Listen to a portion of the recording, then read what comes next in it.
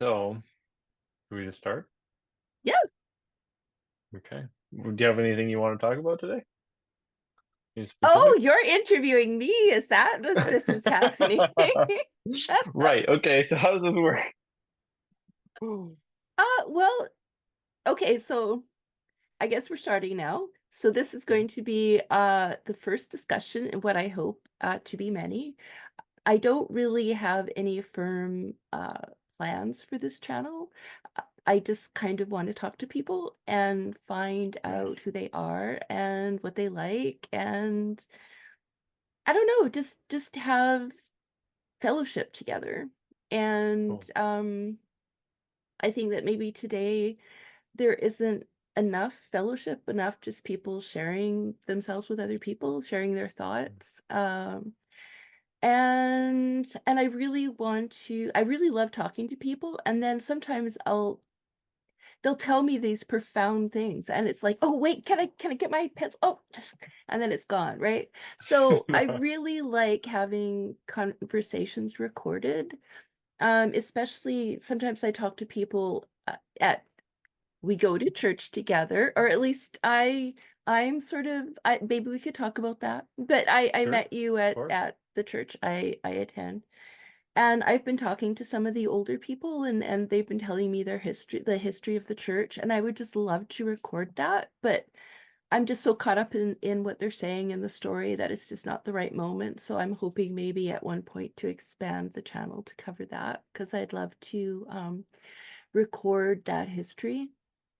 Hmm. Um, I don't know, and you're really helping me out here because I'm horrible doing just okay, let's do it. But you're kind of good at that. So and so we are also doing the estuary thing together. Did you want to explain what that is? Because you're so much better at it than I am. Yeah. I don't know if I'm so much better than.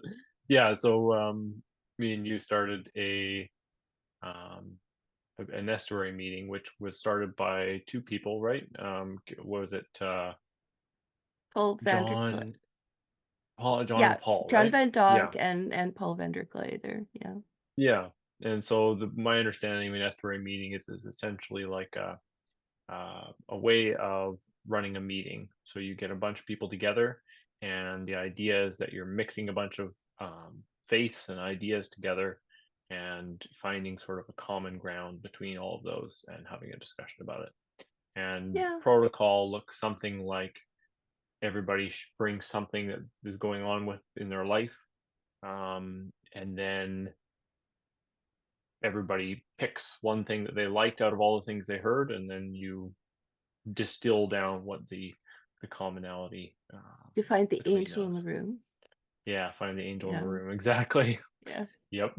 And I'll put a link down in the description if anybody wants to go read about that, you can. Perfect. Cool. Um, Um, should I start with something? Or yeah, sorry. Go, go go ahead. ahead. Um, yeah, it's funny because I was like thinking about this conversation today, what to talk about, and I was trying to think of all kinds of things.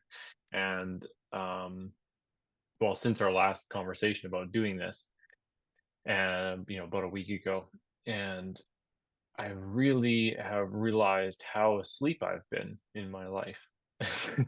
Yeah.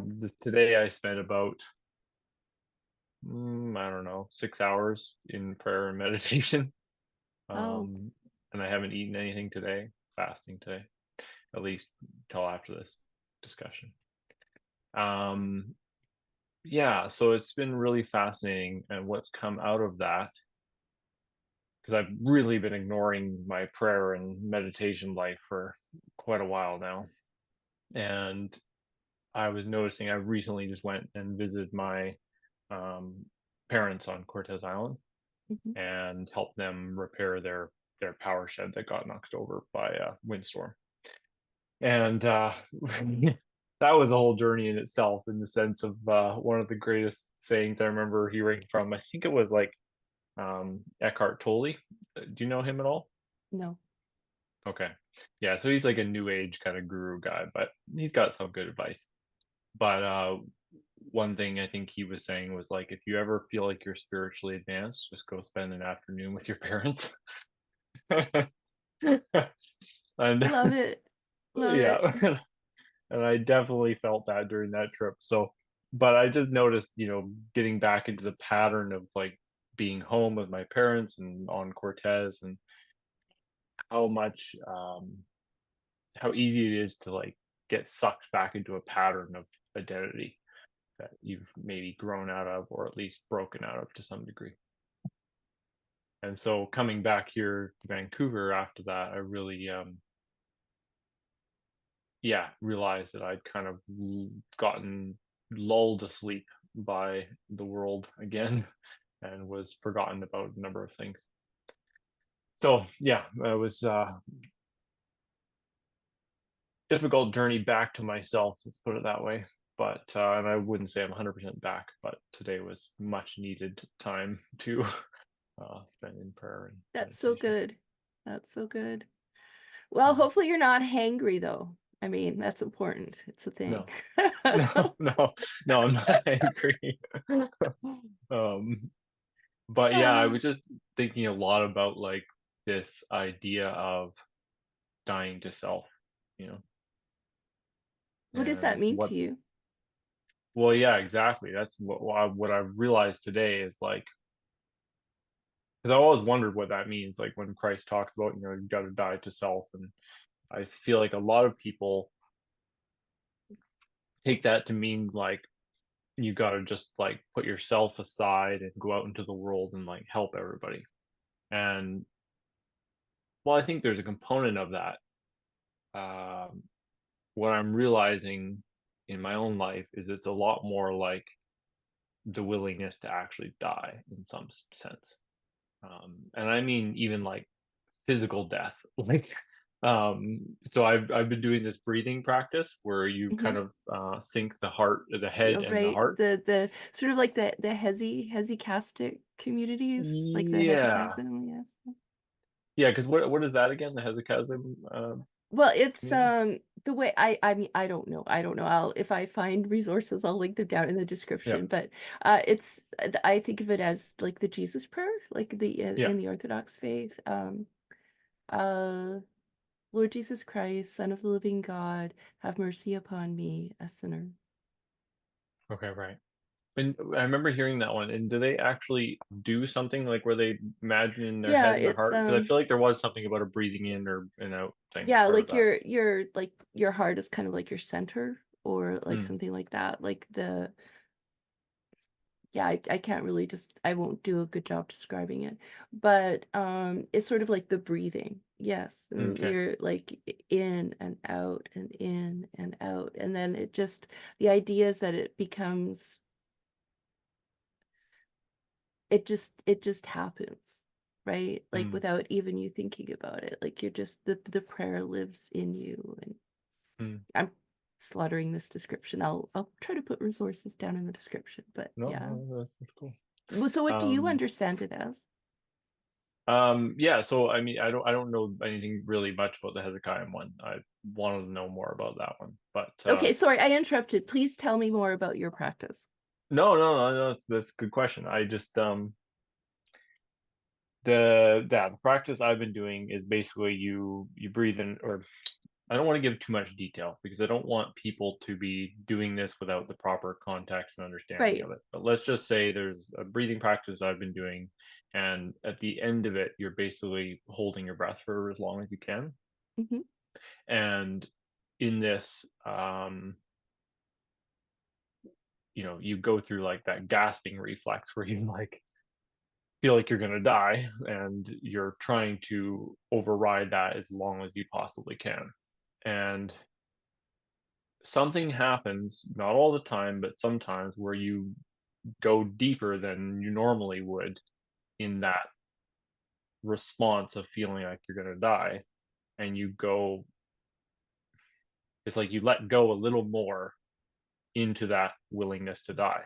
And something remarkable happens. It's like, it's horrible and wonderful at the same time. It's like, it's like you are like, oh no, I'm going to die. This feels awful. It feels awful.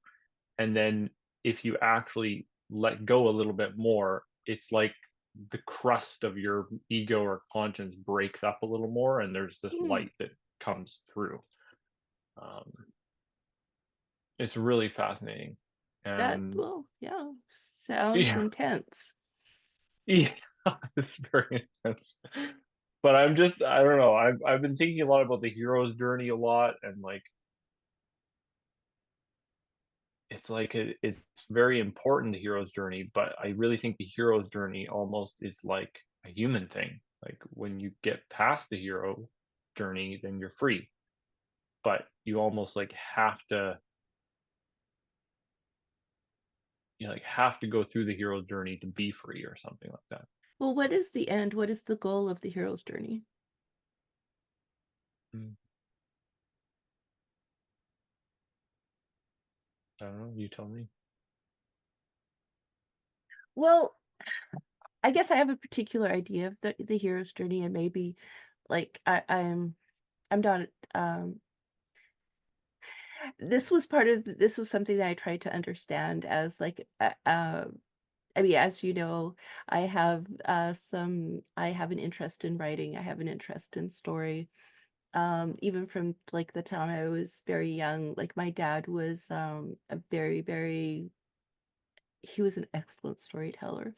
And from the time I was very little until the time I was, I think, 13, he told me a story every single night before bed. And I occasionally tried to tell him a story. It didn't go well. And so one of my desires in life, one of my great desires has been to understand story. Like, what is it to tell a good story? How is it that one person can tell a good story and the other person just can't? Like, Mm, so because I felt it was I mean, like you can become a better bricklayer, like why can't you become a better storyteller? I yeah. so I mean, like I'm not ever going to be like Stephen King level, but I can become better than I was. This was my attitude. And so one of the things that I studied was the hero's journey. And what I got out of that is you can look at it as being essentially circular, right? And I mean, yes, this is like the writer's journey. Like I'm blanking on the author's name, but I'll put a picture of that book up. And so you start in a community like the ordinary world, and then you have a like a call.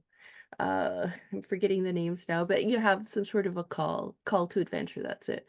And Yeah. then you maybe you'll decline it at first, but eventually you're going to accept it, and you go into the special world of the adventure. And then you have, trials and tribulations, but you also have fun times, and like you're just exploring. And the special world is kind of upside down, like it's very different from the ordinary world. And then you come face to face with the problem, like whatever problem you were trying to solve.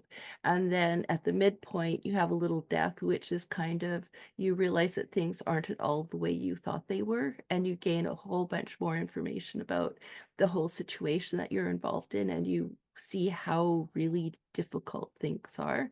So then you get together with your allies and you make a plan, and you go off, and now here you're headed towards the finish line. And then you're going to have like at least 3 try fail cycles, and at the end you're going to have the at the end of act 2 you're going to have the all hope is lost point. And then you're going to have some sort of an epiphany at that's going to tie back to everything that you've been trying to learn previously.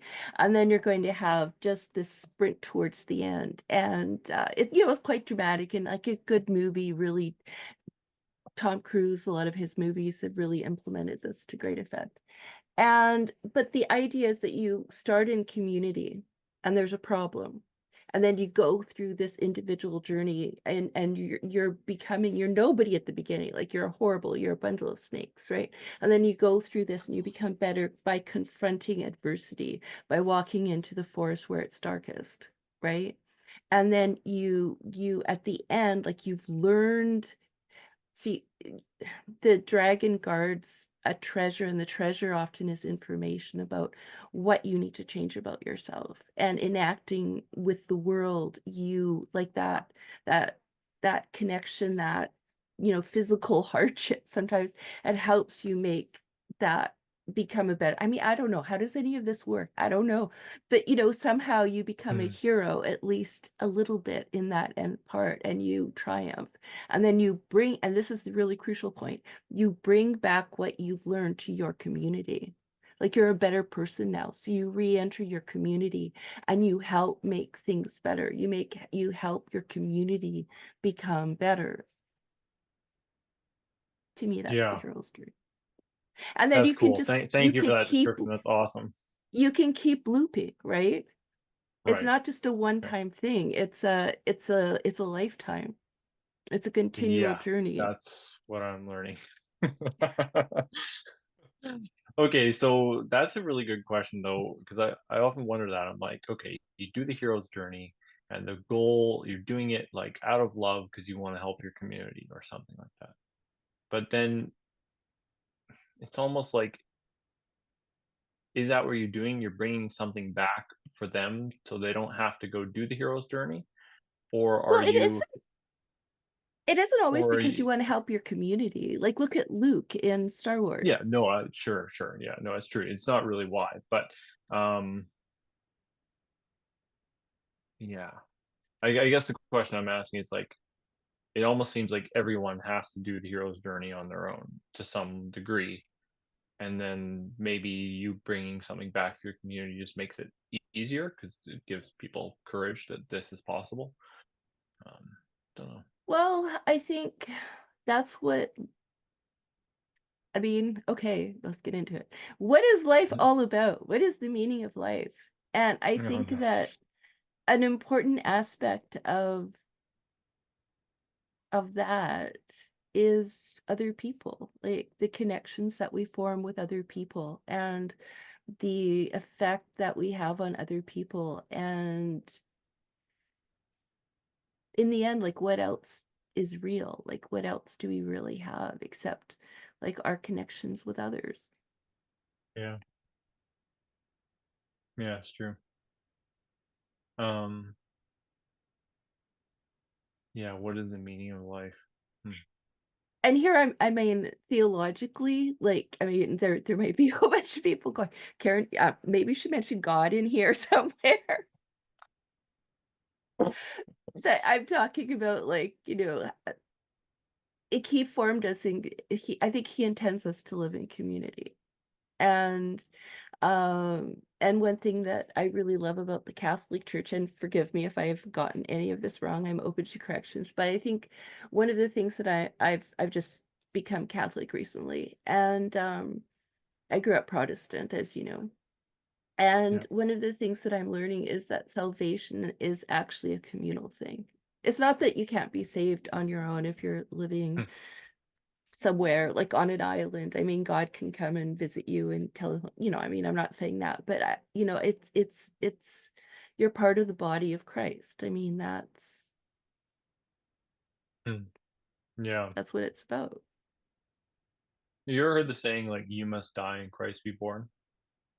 Yeah, that's Yeah. baptism. Yeah. So I don't think it's just that. What do you mean? I really think it is this like continual dying to something else, like this dying to self, like like I was saying in that breathing practice where a little bit of you dies and then there's something else gets in, like this light. Um, and I'm not saying it's like a physical light, like I'm seeing a light, Right. although maybe that happens to some degree, but it's just like an aliveness gets in. Like I don't know, like I'm trying to illustrate it. It's like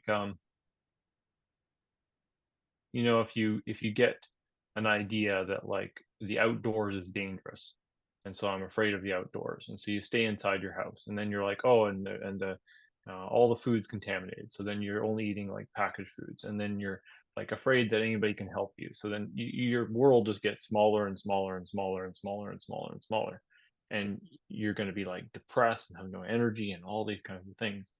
And then to break that up, you actually have to like destroy those ideas that you've built about yourself and the world around you. And to do that feels like death on some level. I think it is. Yeah. Yeah. So, yeah, baptism. I mean, there's something to baptism. I'm just not sure what it is. Well,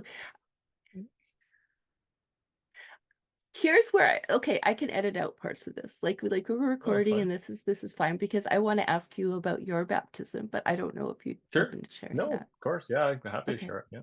Well, Yeah. I mean, so what I've been baptized recently too, full Yeah. disclosure. So we're both Yeah. so did you want to share like what your baptism meant to you?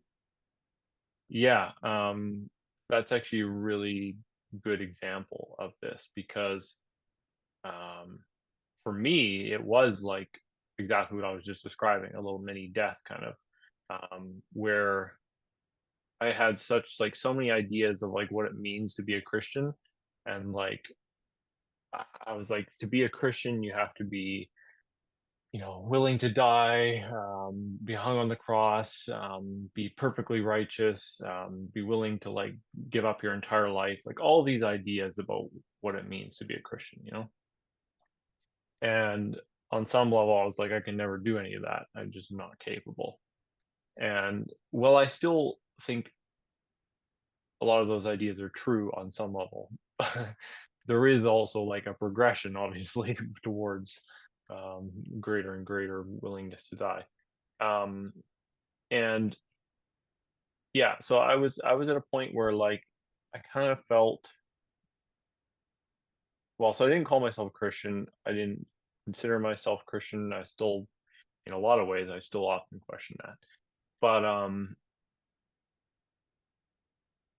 I felt very far from God. This was about what was it? Almost a year ago, I guess. No, like 8 months ago or something. That's when this happened. And a good friend of mine just started texting me like, "You need to pray for faith. You need to ask God for faith."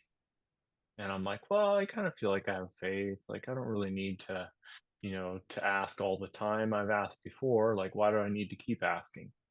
And this friend is just like, "Nope, you need to pray. You need to keep praying for faith. You need to ask for faith. You need to ask multiple times." So I'm like, wow, this is weird. This friend never like, never does this. It's never like preachy or pushy or anything like that. And she was just like badgering me, sending me all these like scripture stuff and everything. And I'm like, what is going on? And she's just like, I feel like the Holy Spirit is just telling me like you need to pray for faith. So I finally sat down and did some prayer, and one practice I was doing at the time, and I still do occasionally, is where I'll write down a question that I have for God, and then I'll write the answer, just without thinking. So just ask the question, and then just first thing that like pops into my mind, written out through my hand, I'll write the answer. And I kept asking God, like, why do I have to pray for faith over and over again? Why can't I just ask once and then you'll do it? And the answer that I got back was because I don't listen.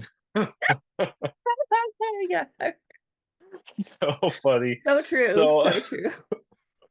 yeah. So I'm like, okay, fine. So obviously I'm not listening, so I need to keep asking. So I did this, I kept asking for faith, and then the next day I'm like still praying, and I'm like, I still don't get it. I feel like I'm far from you, God. Like, what's between me and you? And I asked the same question. Same answer was baptism.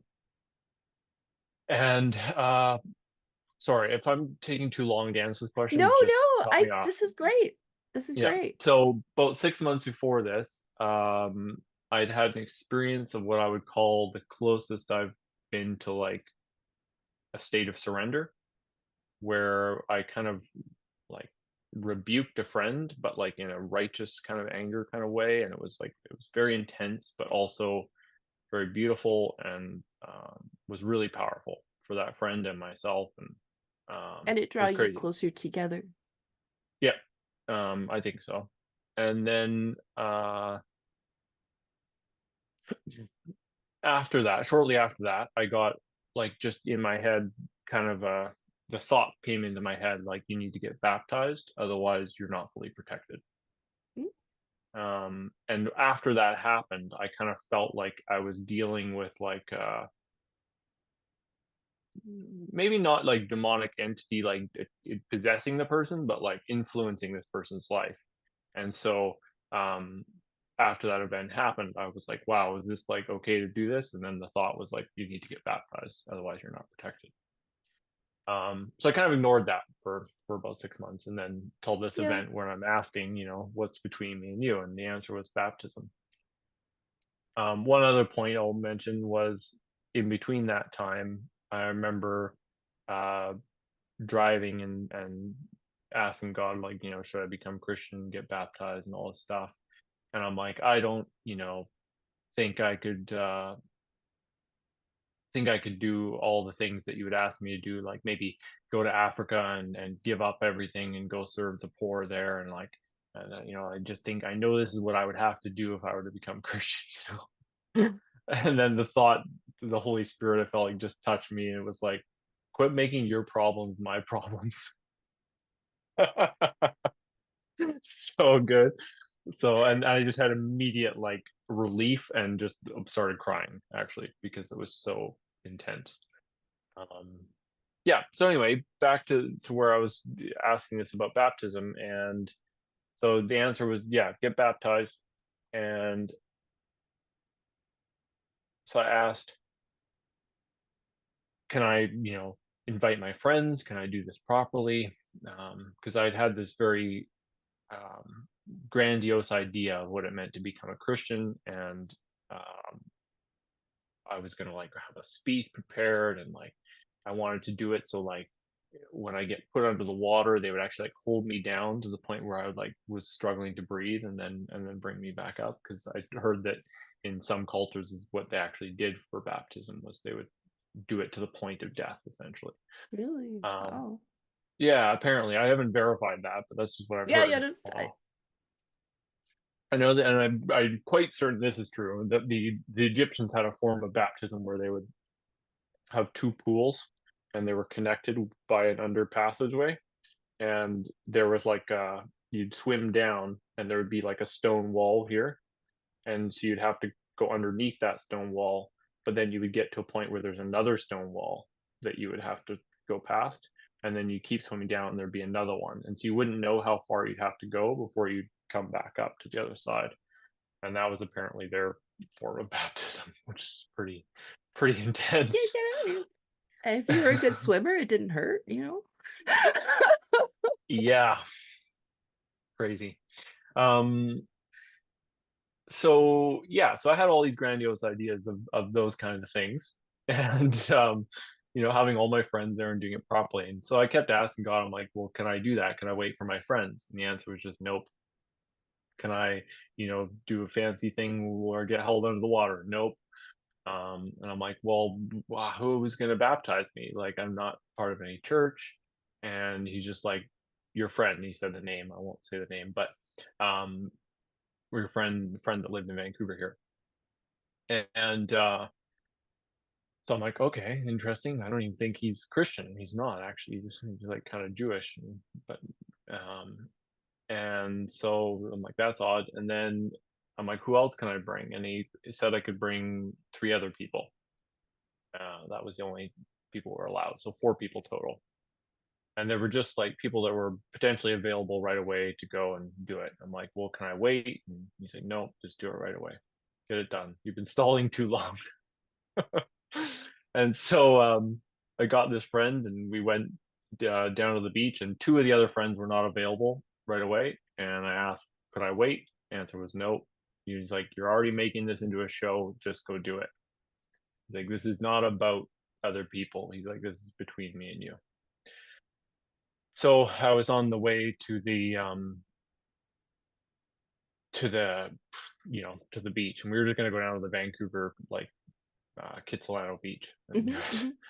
and on the way Sure. there, I was saying this to my friend. I'm like, I really feel like God is just destroying my pride right now, because I I'm not getting to do this in any way that I want to, and I just feel like I'm being taught a lesson right now of what like feels like to destroy your pride. and I'm like, I don't feel like I'll have any pride left after this. That's what I said. And he's just laughs and he's like, yeah, right. You'll have lots left still. Don't worry. And so, See, we all need friends like that. yeah, the moment I turned the corner after saying that, the giant sign, glowing sign, like at nighttime, and giant glowing sign that says, "We're all progressing. But pride is for everyone." And so I just thought, man, that is good. Because what it meant to me was like, I was thinking I'm going to destroy all my pride by doing this baptism. And then my friend's like, don't worry, you'll still have lots. And then God's like, yeah, we're all progressing. Pride's for everyone. So yeah, went and got baptized, and that was it. Now, whether it's a valid baptism, I don't know, because my friend just said what it was on his heart to say, and it was Right. probably not the standard. So yeah, Well, I mean, I think that anything that draws us closer to God is good, yeah, right? I think so. It felt like it fulfilled that whatever you call it, mission, like requirement. Yeah, I know some, But I mean, yeah, some very unlikely yeah, things have drawn me closer to God. And while I mean, like, not really speaking directly to like the beautiful ceremony that you had, but I think if that's the end of it, you know what I mean? That yeah. the end of it. What do you mean the end of it? No, I mean like the end in terms of telos. Like if what ultimately results from that is that you become closer to God, then that's a good I thing, see. right? Yeah. Sure. Yeah. Did you want to tell me a bit about your baptism, or Yeah, share we've that discussed another a little time? bit about this before, and I was baptized when I was, well, I say that, I mean, like, I don't know if it was a valid baptism, but I was baptized when I was 14. Actually, it was on the last day that I was 14. The next day was my birthday. And it was beautiful. It was a full immersion. We had in our church, there was a tank, and it was really something. So the pastor actually put his hand over and then I heard over it, right? So and because then he says you're gonna want to breathe in. Don't breathe in Mm, like yeah. when you go under. And he went, it was like the Father, the Son, and the Holy Ghost, and then I almost went to the bottom of the tank. That's what it felt Mm, like. And it was like, I was struggling to breathe. And then, I got up and that was the mechanics of it. And it was really beautiful. Like I actually had what you wanted. Like before I was baptized, like it was the evening service, but there were like, I don't know, few hundred people there. wow. And he was just like, okay, so why are you getting baptized? And I said a few words that were just, from the heart and whatever. And afterwards, like there were people there, friends of mine, and they were like, Karen, that was so good. And I mean, I was just like, what are you talking about? But I don't know, like, apparently I said something that connected with someone, so that was great. And, yeah, it That's was it cool. was a really incredible experience. But then, apparently maybe that wasn't a valid baptism, so I got conditionally baptized just before I was confirmed into the Catholic faith. And And sorry, just pausing one thing. When you did that when you were 14, did you have any kind of experience right as you got baptized? Like anything spiritual felt like shifted, or when I was undergoing the experience, and it is often like this for me when I undergo things like that, I it's like I'm in the moment. You know what I mean? And okay. it's like an odd sort of stillness, an odd sort of suspension. I don't know if that makes any sense. But just sort of taking 1 second after the other, and then Mm, afterward, often, I'll have some sort of like, the next day, or like, after the baptism in this case, when I was 14, you have, like, a sense of, like, it was like, of community, of having done something,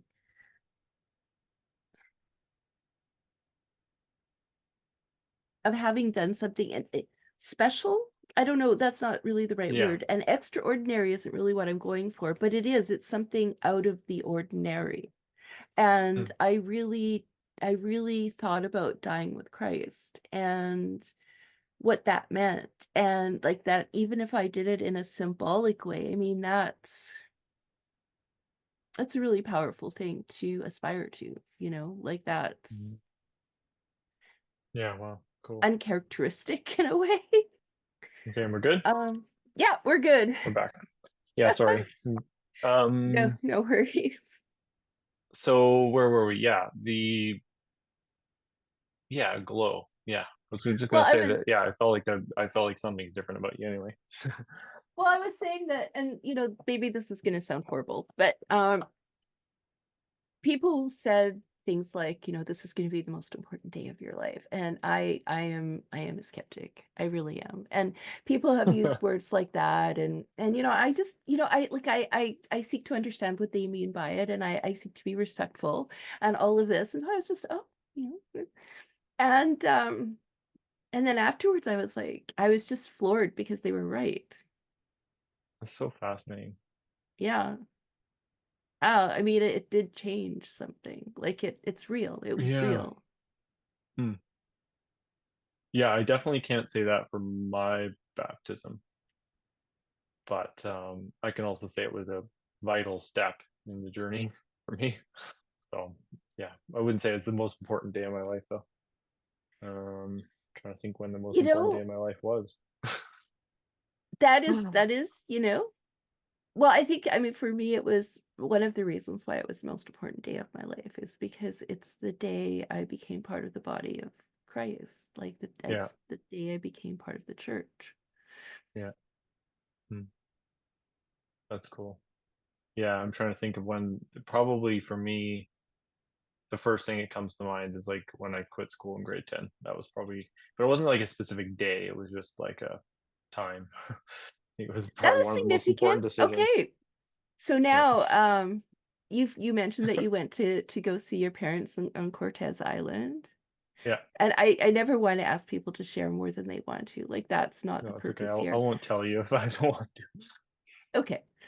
And yeah, so I was just wondering, like, what was it like? Could you talk to me a little bit about Cortez Island? Like you've described it as growing up in the middle of nowhere. And Yep. I take it that's where you grew up? Yeah, so Cortez, well, so I actually, for the first 8 years of my life, grew up on Salt Spring Island, Mm. which is a, little island off of Victoria. And then when I was 8 years old, we moved to Cortez Island, which is kind of near Campbell River on Vancouver Island. So if you go from Vancouver, take the ferry across to Nanaimo, and then up to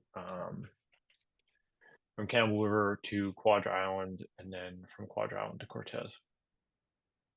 And yeah, I hesitate sharing too much about Cortez because it's so wonderful. I don't want everybody to go there. Oh, but yeah, it's it's a great filled with island. snakes. It's a very dangerous Yeah, very place, you dangerous know? place. Yeah, we're full. You don't need you don't need to go there.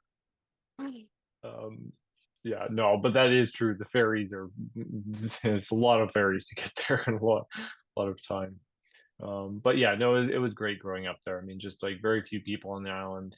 Um, very beautiful. There's about 1,000 permanent residents and like 4 stores. So that gives you a bit of an idea of the size. 4 stores, wow. Yeah. I take it one of those is a grocery store. All 4 of them are grocery stores. Yeah. All 4 of them, okay. Yeah. Just general stores, basically. Well, one of them's a co-op, like a health food store, but the rest are just general stores. And there's a Yeah. place to buy gas, presumably. 2 gas stations, Two like gas stations. two stores that are have gas stations. Yeah, that's it. Oh, sounds beautiful, and, so it's more even more, I'm not very familiar with either place, but it sounds a little bit more remote than, you just said the name. What was the first Salt place Spring that you grew Island? up? Yeah, Salt Spring Island. It seems a little bit Yeah, more remote than that, yeah. definitely a little more remote, yep. Was it And then difficult for you to make that transition? Like, 'cause you must have had to leave friends behind? I remember what it was like. Yeah, I think at first I really didn't wanna go. I feel like actually my parents maybe gave me like $100 to go or something like that. 'Cause it was like I was really like, "I don't wanna leave." And then they're like, "What if we give you $100?" I'm like, "Okay." Something like that. It's I mean, at 8 years old, $100 a lot of money. It is. It is. Yep, yep. But, I think I adjusted fine. Well, I wouldn't say that. I wouldn't say I adjusted fine. I was a pretty fearful kid, but yeah, I made lots of good new friends. So, yeah. It's good. So Um, there were a lot of other children on the island when you were growing up? yeah, yeah, lots of kids had great friends. Um, on Salt Spring Island, I grew up in a geodesic dome, actually. Do you know what Mm. that is? I have a picture of something like, survival-ish, like people wanting to escape. Sort of. Do you know Science World in Yeah, Vancouver? It's like that. okay. That's roughly what I was picturing. Yeah. Yeah, It geodesic dome's basically just a yeah, a dome. This was only like about 2/3 or so, but or like, uh-huh. yeah, maybe half or something. And it was aluminum on the outside, so it all looked like a giant shiny ball. Yeah, I have this picture in my head from, like, the times when they've been like, "Okay, we're gonna isolate people for a year." You know, no Mars bars, no outside food, like, no outside air. They're just gonna have to, like, survive in these, sealed conditions for a year. That's my image of a geodesic dome, like, Yeah, I mean, it isolation. wasn't that sealed, but yeah, that's the idea. Yep, yep. And then my dad designed fireworks as a kid, so that was lots of fun to watch Did you blow have stuff any up. accidents, fireworks accidents? No, I'm pretty safe. We always used to blow up our pumpkin on Oh, nice. after Halloween. That was super fun. Yeah, we got all kinds of stories that probably shouldn't tell. No, just kidding. Well, No, that's it's good. completely up to you. Yeah. So what was the thing that you liked most about your childhood? Good question. Mm, liked most about my childhood. I had awesome parents. I have awesome parents. They're just great. They're kind of like hippie, but not really, but kind of, but very sciencey. Uh, Yeah, like I just remember as a kid, like my dad, just yeah, working away on some random science, some odd project for either fireworks or something else, and he was always doing something interesting, and then just hanging out with him while he did that, and then him just like making jokes and laughing for like endless hours where I could barely breathe half the time. So yeah, it was great. Oh, that's Very, awesome. very unique parents. Well, I mean, this kind of leads me into my next question. I was thinking of questions that I could ask you, and this one just popped into my head. So you'll please excuse me if it's off out of Those are bounds. usually But the best questions. okay, so is an unusual name. Is there a story Yeah. behind that? Like, why did they? Mm, yeah, good question. Um, yeah. So a couple things. Like um my dad's mom was into what do you call it? Numerology. You know what that is? Okay, So it's like where you add up vaguely. the letters into a yeah, there's like a system. So each letter has a number, and then you Hmm. add up the numbers, and then there's a description, kind of like astrology for that name, right? Yeah. Which will uh, correlate to something meaningful. Um, it's pretty actually crazy because the system that my parents used, I've tried it on a number of names, and they're all scarily accurate. And Oh. I'm usually pretty skeptical of like astrology and these kind of things because they're always so vague. But the numerology system that my parents use is like, yeah, there's something to it. Um, but yeah, so they wanted a name that was like good numerologically, not crappy. And then so that was one requirement. And then they were also, into meditation and God and that kind of thing. And yeah, I'm probably butchering all this explanation, but No. forgive me, parents. Yeah, so basically they chose Om because it's like the sound of creation. So Om is supposed to be, Oh. I believe it's in Sanskrit. Om is the, and it's in lots of religions anyway. Mhm, In mhm, ancient teachings, Om is like the a mantra, right? And mhm. so Om, and then there's different words uh, associated with it. But yeah, they believe that it was like the sound of creation. So they believe that was like actually the sound that came out of God as creation happened. So they wanted their kid to Well, be like that's that, I well, guess. it's appropriate. I mean, in a way, they're your yeah, they created you, so you're Yeah, their there you creation. go. Mm. Yeah, it's pretty good. It's true. Yeah, I like it. It's very easy to spell. It's only 2 letters. Yes, I appreciate that about it. I do. As a bad speller, I'm grateful. Except for explaining it to people is much more difficult. I mean, I think that these days, especially, like, a lot of people have unusual names, so it's, Yeah, that it's 2 letters, easy to pronounce, we're good with it, you know? yeah, yeah. Half the people I meet are like Paul, Tom, and then the other half are like, "Oh, wow, that's a weird name. What is that?" And then I usually explain it by like hippie parents or something like that. Which works. I Yeah. mean, okay, so when did you leave Cortez Island? When did I leave? It's kind of murky. Um, Well, okay, let me put it this way. When was the first time you sort of moved out on your own? Like, maybe you went back afterward, but when was the first time you were kinda like the first significant, like, thing away from home? well, I mean, I could tell my quitting school story because it kind of relates to that. But yeah, I quit school in grade 10. Right? I think I've told you that before. And what's that? So did I. Well, not Oh, you. right, you did too. Yeah, Right. yeah. Yeah, nice. That's awesome. Um, yeah, so when I did that, my mom was like, "I'm gonna kick you out of the house because you're not, uh, you know, I want you to go to school." And then my dad was like, "Oh, I think this is a great idea." So he helped me build a little cabin on my parents' property. Yes, that was so Um, cool, you showed me a picture of it, yeah. yeah, it's very, very small, very simple. But the idea was, if my mom kicked me out of the house, then at least I have something to sleep in.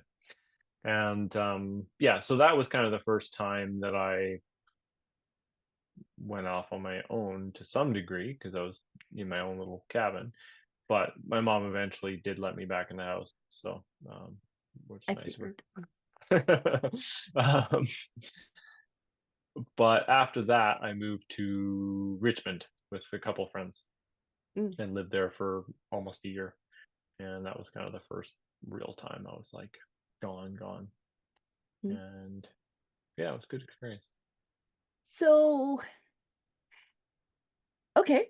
All right. So I shared with you just before we started to record Yeah, that I've done interviews with writers yeah, and screenwriters, all sorts of different writers, and yeah. professional, amateur, like, people who are just interested, That's cool. self-published, traditionally published, and um yeah, so when I was interviewing writers, a natural question was, what made you want to be a writer? Like, how old were you when you knew that you wanted to be a writer? And now, of course, you're not. Are you a writer? I don't. I mean, I've told you, but showed my blog, right? Uh-huh. Um, one question I have for you though. So you were interviewing writers, Yeah, and then what was that for? Was it just for like a podcast or something, or what was yeah. the? Oh, that's cool. That's awesome. And what do you ask writers? Like you just ask them about why they're writing and that kind of stuff, or? Yeah, like, I mean, I shared with you my story, like, as, what made me interested in writing, like, my father's stories. He was a great storyteller, I wasn't. I wanted to get better. Right. That's Yeah. kind of been a lifelong ambition of mine, and I think I am better than I used to be. So, Very and cool. also I've done, like, some writing coaching and, I've written some things of my own and, under a pseudonym that I have not revealed to you Oh. yet. Yeah, you have not Um, shown me any of your writing yet. that's right. Person of mystery. Um, sorry, what was your question? Yeah, just like what type of interviews you do for writers. Yeah. Yeah, so I just wanted to know, like, what was it that got you interested in writing? What did it mean to be a writer to you? What is your conception of writing? Like, and I have my idea, like I shared with you my interpretation of the hero's journey. Mm. And so Yeah. I would say, like, what is it for you? And like maybe, and if they were like a really technical writer, we would talk about like how you see the midpoint, like, and we would talk about like what the midpoint meant for us, because Cool. and Is the and midpoint a contentious subject? well, different people see it in different ways. Like I see one of the essential things that happens at the midpoint is revelation is a reveal of information. Now, Mm. some people say that, there actually has to be some sort of a death, or there has to be some sort of like a physical setback, or like different people will put Mm. stress at different places, and it's not necessarily wrong. Like, but for me, like the way I see things, and I've I've broken down certain movies that maybe I don't know. Am I cherry picking that oh yeah, this kind of fits the way I see things, but we're at the midpoint, the information, the reveal is like the thing. That's cool. Um, yeah. So what was the question for me again? Why? Well, What no, about my like I'm writing? just okay, so you're not a writer, No. but is there some lifelong ambition that you have? That's maybe analogous to like if a writer becomes a writer, then chances are at some Mm. point like they can say, oh yeah, this is when I really first got started in writing and blah blah blah, and we tell our through line, like we tell the story of ourselves, the story of our interest in Mm. writing. And so I was just thinking, well, is there something like that, not writing perhaps, but something like that you have? Oh boy, that's a really hard question. um, I would say that's changing all the time. Yeah. I mean, I've done some writing. We're touching on writing, like so. I have a blog that I write in occasionally, very And you're sporadically a and very good inconsistently. writer. Thank you. I wouldn't necessarily disagree or agree, but maybe some good writing comes through, hopefully. Um, yeah, and I kind of got started with that after my first sort of spiritual awakening because I just wanted to share people with. Well, yeah, I hate that word spiritual awakening because it's so vague, but that's what I'm calling it. So good enough. Um, yeah, so I just wanted to share people with my experience because it felt like like you say with the hero's journey, you're bringing something back to give to people, and it felt like I'd gone somewhere, however small, and had something to share. So yeah, that I just kind of try and write from that place of like experience or authentic experience kind of thing, and hopefully it's helpful to somebody else. Um, and of course, I in some of my writing, I probably have lots of ulterior motives that are hopefully being purified out, which I'm sure you'll see if you read my blog. Um, the as for an overarching goal, like if I was to think of the hero's journey in my life and what that actually is, sometimes I think I know, and quite often I'm proven wrong. That's extremely vague, but I can No, go that's more into that. fine. Like, this is only about you sharing as much as you wanna share, and, Yeah, but if you, like if you look at your life as a story, right? Like, you're gonna tell the story of your life in, yeah, I don't know, 100,000 words or less, sure. and, like, what would you pick out as the focal point? Like, at least right now, like, what is Okay. that thing that you're heading towards? What is that thing you're trying to grasp? Yeah, so I can give the very broad strokes of my life, and that maybe it will help. So I've always been interested in like why we're here, what's true, what isn't. Like I've always been interested in science and technology and you know spirituality and all this kind of stuff. Like, I've always just been fascinated with that kind of thing. Like answering the deeper questions. Like I really don't care about um, the details. I'm always like looking for the fundamental thing. So that's been a super common theme in my life, just that. And then in a more personal sense, like I've had a very intense phobia of vomiting or throwing up most of my life, and that has shaped my life probably more than anything else. In the sense that, like, as a kid, I was like very afraid to, you know, eat certain things or travel or visit people who are sick, that kind of thing. And so it, you know, spent a lot of time in fear and suffering due with that. Not to say that I had a terrible childhood. It was amazing, and Right, mostly yeah. I've been a very happy guy. But underneath the surface, there's been a lot of fear. And I had this, you know, spiritual awakening moment where um, basically I decided to look at that fear essentially. And what came out of that was a realization. And I think, you know, if we do another one of these, I'll share that story in more detail. But yeah, what came out of that was a realization that like a huge part of my life was concerned with what people thought of me and trying to control all of my environment and in various ways. And I realized like I had this kind of tangible experience of like not being that, all just those scripts that were running, and Mhm. seeing another part of myself that's like deeper than all of that. And um, what that felt like and feels like when I touch that is being like Christ. Mhm. It's this kind of like infinite power and compassion for others. And so, I think the biggest thing I've noticed since then is like how easy it is to get sucked back into an identity or a belief set or a fear or anything like that. And then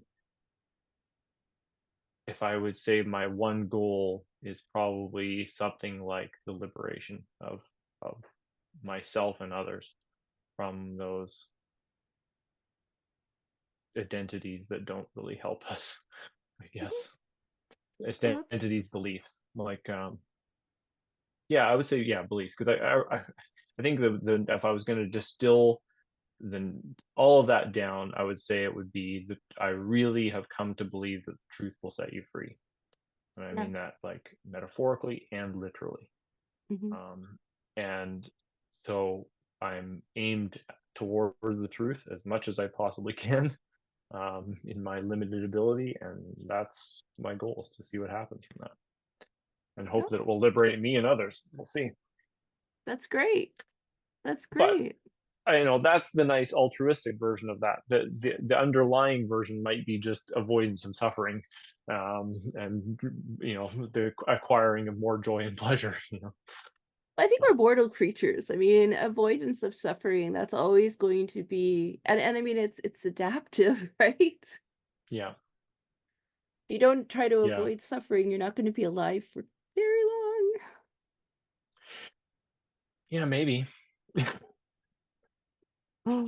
um, yeah, I just know like uh, what I've experienced is just like these moments of darkness are often end up as such a blessing because without them, I would just stay lost in mediocre pleasure, you know?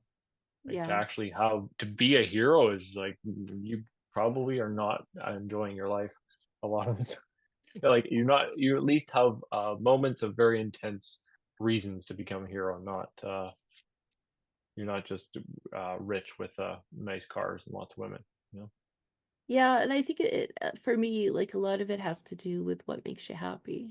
And, Yeah, um I mean, I've actually I want to talk to one of the fathers at the parish about this, but I think that the joy that can fill you sometimes when you're just walking around in the summertime, like seeing the beauty of like flowers and grass and trees and I mean, it's amazing. Like, I mean, just that is just so joyful in a way. Like I mean, and I don't I think that there are pleasures that, yeah, I mean, that are probably best put behind us, but I think that's one of the things that is just so beautiful that God has given us.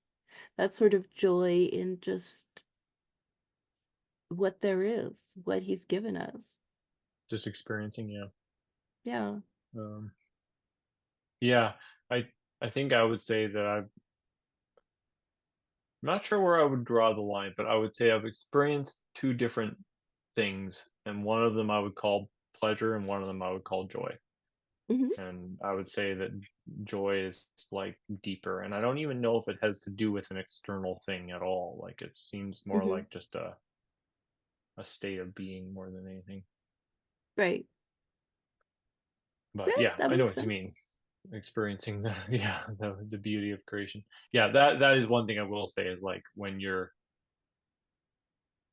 more present and don't have a cloud of the ego and things grasping you, then you can just experience what is in a joyful way. Yeah. Like children do that. They just run around, they're just happy all the time, you know? Unless they're in like immediate pain, but they're just if there's Yeah. not like an immediate thing causing them to suffer, they're pretty Children pretty can be very content. joyful. Yes. Yes. Yeah. They're like their natural state is joyful. And I think actually all of us that is our natural state, but we just get so lost. Yeah. Well, I think this has been really great. Thank you, Ryan. And Hopefully it was. Is yeah. So, there anything else? yeah, I mean, are you reading anything right now? I'm always reading like 20 books at once. Just kidding. Not really. I mean, I always have like I'm a very what do you call it? Parallel reader. Like I don't read books sequentially. So I have always a Right. bunch of books that I'm like, oh, that one I feel inspired to read today. That one but I rarely actually finish a book. So, um, what would be the number one I'm reading? Yeah, probably the one that's over there on my desk right now is Falling for Truth. It's an interesting book. I think I showed it to you maybe briefly. It's Probably.